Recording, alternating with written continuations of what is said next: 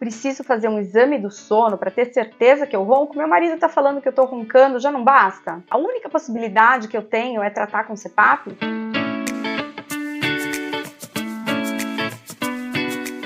Meu nome é Sandra Dória Xavier, sou médica otorrinolaringologista com especialização em medicina do sono e venho aqui hoje falar para vocês sobre diagnóstico e tratamento, possibilidades de tratamento da apneia obstrutiva do sono. Muito bem, no vídeo anterior vocês já viram sobre o que é quadro clínico do paciente e fatores de risco. Foram essas três coisas que eu fiz no vídeo anterior. Agora, hoje, eu vou falar sobre diagnóstico e sobre tratamento. Muito bem, paciente que tem uma suspeita diagnóstica muito grande de apneia obstrutiva do sono, como assim? Que ronca, que dorme com a boca aberta, que tem muita queixa de sonolência excessiva diurna, que tem sono durante o dia e que é pouco produtivo, que tem pouca memória, pouca produção, pouco foco, irritabilidade, um dia ruim, se sente muito cansado quando acorda. Esse paciente ele tem um alto risco de ter apneia. Se ainda associado a isso ele tiver fatores de risco muito evidentes, idade acima de 50 anos, sexo masculino e obeso, com excesso de peso, ele tem um risco muito aumentado de ter apneia e junto com isso ele tem um quadro clínico muito evidente. Sendo assim, eu posso utilizar exame complementar, que é o exame do sono, mais simplificado. Eu posso utilizar uma polissonografia não tão completa como uma polissonografia, como o próprio nome diz, tipo 1 ou tipo 2. O que é isso? Polissonografia tipo 1 é aquele exame completo em que eu vejo eletroencefalograma, eletroóculo, eletromio, fluxo, dedo, aquele monte de fio feito em laboratório, né? Por que eu preciso do eletroencefalograma na polissonografia? Porque é a partir da mensuração das ondas cerebrais que eu consigo dizer se esse paciente está dormindo ou está acordado, tá certo? A tipo 2 é aquela em que eu faço exatamente a mesma coisa. Eu coloco os eletrodos todos, talvez um pouco menos eletrodos no eletroencefalo, mas meço o eletroencefalograma e, ao mesmo tempo, todos os outros fios, mas eu faço esse exame em casa. Então, é o exame domiciliar do sono completo. Essa é a tipo 2. Esses dois exames, eles estão indicados para pacientes em que eu não tenho certeza absoluta que esse paciente tem apneia, porque ele não tem tantos fatores de risco. E aí eu vou acabar tendo que fazer esse exame completo sim para fechar o diagnóstico, mesmo que eu tenha uma apneia testemunhada pelo acompanhante, mesmo que o paciente tenha sonolência, eu vou precisar de um exame completo para poder traçar todo o panorama desse paciente, como que é a arquitetura do sono dele, se ele fragmenta muito sono, se ele tem muitos despertares, se ele tem quedas de saturação do oxigênio, né? Se eu tenho alguns fatores ali, movimento de perna, se eu tenho uma arritmia, tudo isso eu consigo saber com um exame de polissonografia completo, tá? Seja em casa ou seja em laboratório. Exames mais simplificados, eles têm sim o seu papel, mas é muito importante que você pergunte ao seu médico se não tem necessidade de um estudo de sono mais detalhado, tá? Tem muitos lugares, infelizmente, que você compra por uma polissonografia e recebe um exame que não é uma polissonografia completa. Então, cuidado com isso, tá bom? Uma vez tendo esse exame em mãos, a gente consegue determinar não só o índice de apneia, que é quantas vezes você parou de respirar por hora de sono. Esse é um dos dados que a polissonografia me passa. Além disso, eu tenho outros dados muito importantes, como, por exemplo, o quanto que cai a minha oxigenação durante a noite, qual é o mínimo que ela cai, porque o normal é ficar acima de 90%, não é? O que a gente viu na pandemia, a gente ficava olhando o oxímetro e tinha que estar acima de 90%.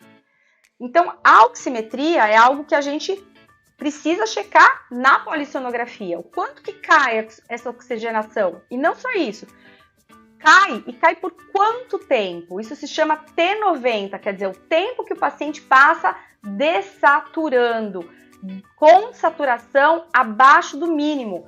Em outras palavras, com prejuízo cognitivo, com prejuízo de desempenho, com prejuízo diurno, certo? Com risco cardiovascular aumentado.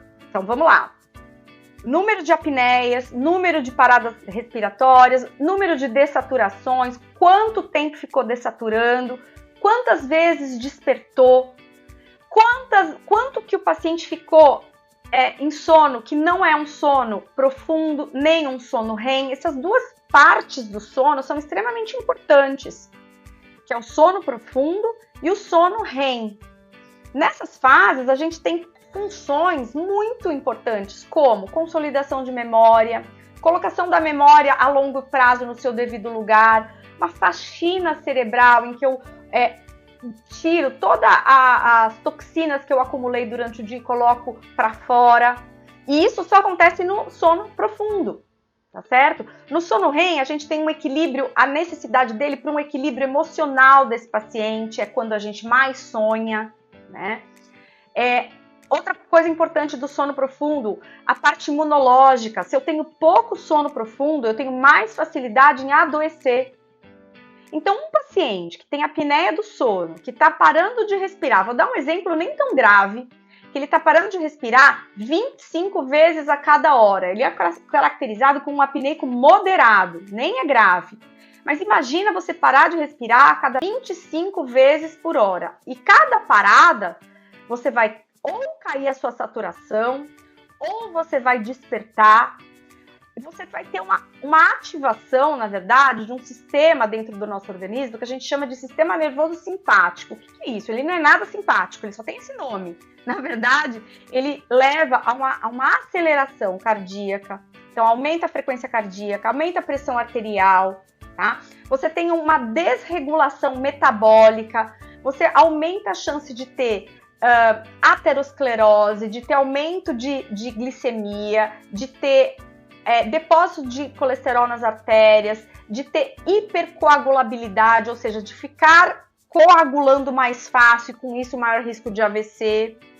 Você tem mais risco de ter alteração metabólica da insulina com a glicose, com isso levar a mais risco de diabetes. Esse vídeo não foi feito muito para mostrar as consequências da apneia, foi mais para pensar no diagnóstico. Então, daí eu tô te dizendo que o diagnóstico com a polissonografia consegue te mostrar todas essas nuances que acontecem enquanto você dorme, tá? Se você desatura ou não, se você está tendo a quantidade de sono importante na noite, nessa noite que você foi registrado, né? E é um exame de noite inteira, em que você vai ficar monitorizado ao longo dessa noite, tá? Uma vez feito o diagnóstico, a pergunta é, como eu trato? Como que eu vou fazer esse tratamento desse paciente com apneia do sono? Não é exclusivamente pela polissonografia que a gente vai conseguir tecer qual é o melhor tratamento para esse paciente. Tanto que não dá para eu fazer o tratamento igual que o vizinho fez e deu certo, e o paciente vem para mim falando, olha, você tratou fulano e foi muito bom, eu queria que você me tratasse exatamente do mesmo jeito, porque eu quero ter o mesmo sucesso. Muitas vezes não é possível, porque é outro índice de massa corpórea, é outra idade, é outro perfil anatômico da via aérea, então nem sempre eu vou conseguir fazer esse tratamento igual, tá certo? Por quê? Porque a gente depende, basicamente, para definir qual que é o tratamento, num determinado ponto, que é o exame físico do paciente. É a partir do exame físico do paciente que eu consigo definir se esse tratamento ele cai por dois grandes grupos de tratamento. Se ele é um tratamento cirúrgico ou se ele é um tratamento clínico, tá? Então vamos pensar primeiro no tratamento cirúrgico.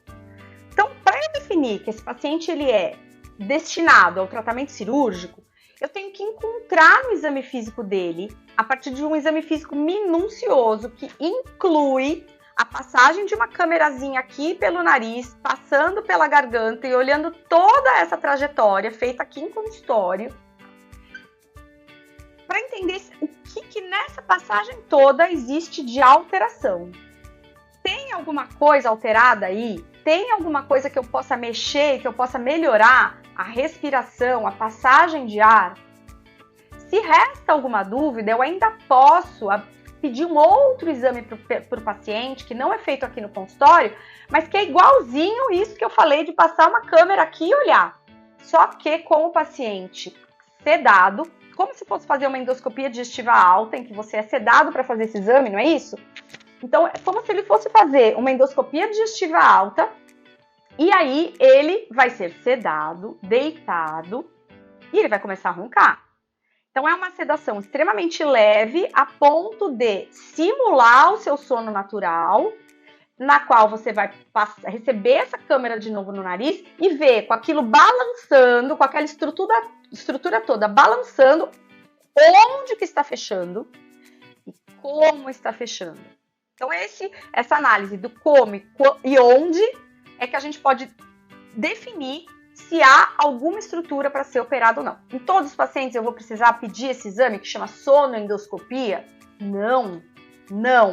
Eu, Sandra, e a literatura não preconiza em todos os pacientes com suspeita de apneia do sono ou com apneia do sono confirmada que façam a sonoendoscopia. Mas o que a gente vê é que em casos em que há dúvida, em casos em que você precisa entender melhor o mecanismo fisiopatológico ali daquele desencadeamento de apneia, a sonoendoscopia tem um grande valor, tá?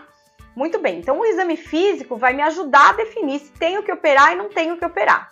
Se eu decidir operar, eu vou fazer a cirurgia dependendo do que eu encontrar de alteração do exame físico.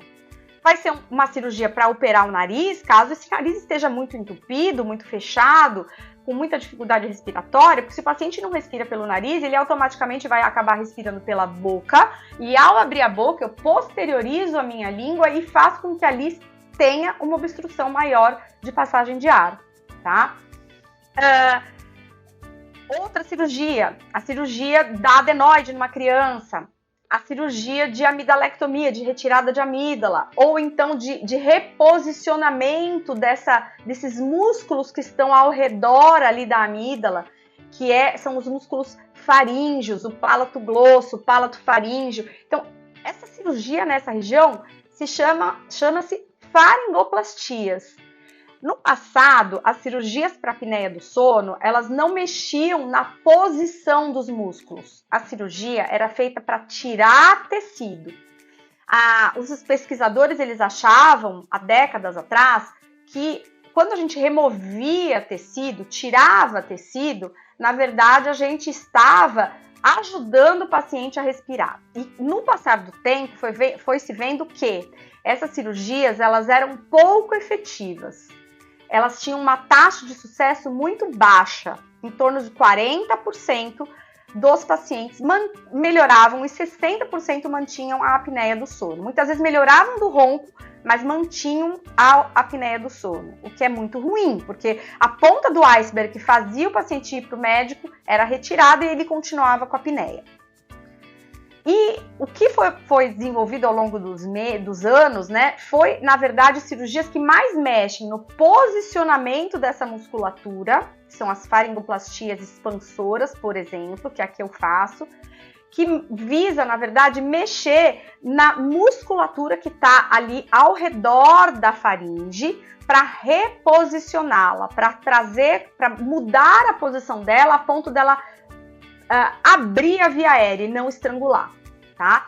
Então não é uma cirurgia ressectiva, de ressecção, de retirada de tecido, e sim uma cirurgia reposicionadora, tá? E ainda existem cirurgias que eu não faço, mas que são cirurgias de base de língua, que podem retirar tecidos na base da língua quando isso é visto no exame, certo? Então esse é o grupo cirúrgico. Então agora eu vou deixar para o próximo vídeo, para deixar vocês no suspense, nas possibilidades não cirúrgicas. São as possibilidades que eu vou tratar o paciente de um modo efetivo, de outra forma que não cirurgia. Uma coisa que eu esqueci de falar é qual é a taxa de sucesso dessas cirurgias chamadas faringoplastias. Na literatura, em torno de 70% a 80% de sucesso. Então, vai depender muito da precisão diagnóstica de definir qual é o real sítio de obstrução daquele paciente na via aérea e também de outros fatores que estão envolvidos no desencadeamento da apneia do sono. Então, lembra que eu falei dos fatores de risco no outro vídeo, que é a obesidade, a idade e o sexo masculino? Sexo masculino a gente não vai mudar. Obesidade, a gente pode mudar. E idade, a gente infelizmente também não pode mudar. Então, a gente precisa pensar em modificar os fatores modificáveis, né? Então, não basta a gente pensar em cirurgia. A gente precisa tirar da frente os fatores que são modificáveis. Expor para o paciente que não é só o meu papel que vai fazê-lo melhorar, mas ele também fazer a parte dele. Então, antes mesmo da gente pensar em uma abordagem cirúrgica, a gente precisa colocar na balança o que não é parte do paciente também ser ajudado, que é perder peso, praticar atividade física, né? Só que muitas vezes esse paciente ele tá com uma apneia tão acentuada que essa apneia, com essa qualidade tão ruim de sono, faz com que a noite seja muito pouco produtiva, seja uma noite muito pouco reparadora. E o dia do paciente, por consequência, é muito ruim, muito pouco, ele tem muito pouca vontade de fazer as coisas, de se empenhar. E aí entra nesse ciclo vicioso, que ele dorme muito mal, ele tem muito pouca vontade de fazer regime, de fazer atividade física, ele não tem força de vontade, o emocional dele também tá ruim. E aí, consequentemente, ele não emagrece, ele é sedentário, ele continua engordando, aí ele dorme mal por conta disso, porque a obesidade é um fator de risco para a apneia do sono, e isso vai virando uma bola de neve. Então, muitas vezes a gente precisa dar um estímulo para ele parar de ter apneia, para ele ter um sono de melhor qualidade, porque isso pode ser o início de uma mudança de vida, porque ele começa a dormir melhor, ele acorda melhor, ele acorda mais disposto, ele acorda mais animado, mais produtivo, e ele tem mais vontade em seguir os seus caminhos de melhora de peso, de diminuição de peso, de melhora de qualidade de vida. Então, ele sai desse ciclo vicioso todo, tá certo? Então, se você gostou, põe um like e me siga e vamos pro próximo vídeo.